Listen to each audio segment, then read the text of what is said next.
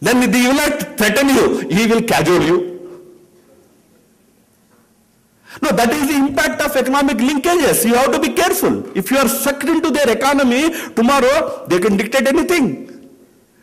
Do we realize that? Do we appreciate that? Unfortunately, no. So in economics, in polity, in security, you need a totally different kind of thinking, people with different approach. That is what is called strategic culture. We have to develop that culture in the country. With that culture, you make friends with anybody. If you have that culture, you can conquer the world. The Chinese are masters of that culture. Chinese, one last thing I mentioned in close. We are very fond of playing this game chess. Vishwanathan Anand, grandmaster. You know, the Chinese are not, you don't come across any big grandmasters of chess in China. Why? The simple reason is, they don't believe in the concept of chess.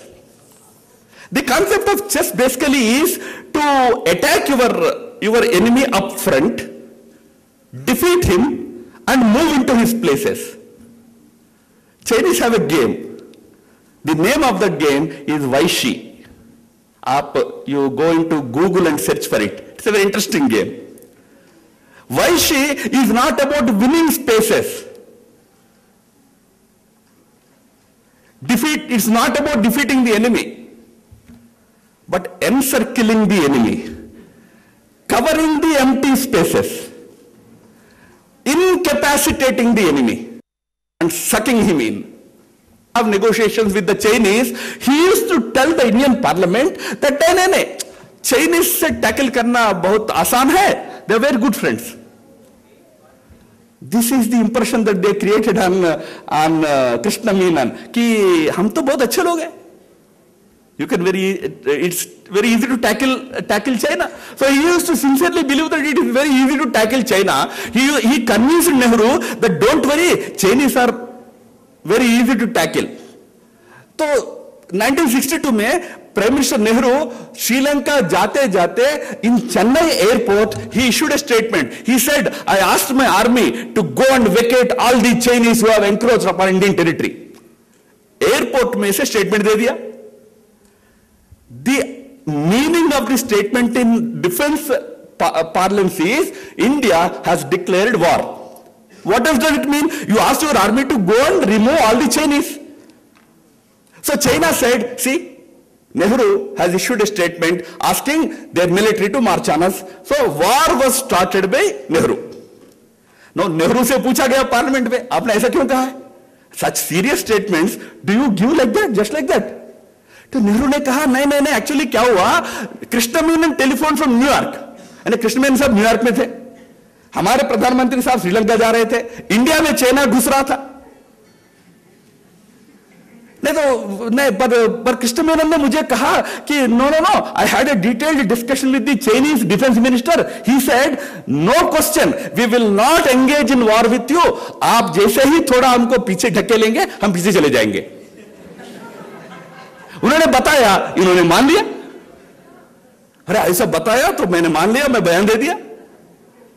Chinese wanted this. They used it against us. Why I mentioned it was, our great foreign minister, Salman Khurshid, was in China a couple of months ago when this news came out that Chinese have again encroached upon our territory. It's a very serious issue. He went there, he had just 2 hours of discussion, just 2 hours, remember. Serious issue. Then he came out, he held a press conference in Beijing. He said, हो गया है, साल हो गया है. मेरी बात हो गई है, Chinese ने मान लिया, no further tensions. Peace on the borders, Chinese have agreed. अरे कैसे एग्री करें? नहीं, वो हमारी बातचीत हो गई है.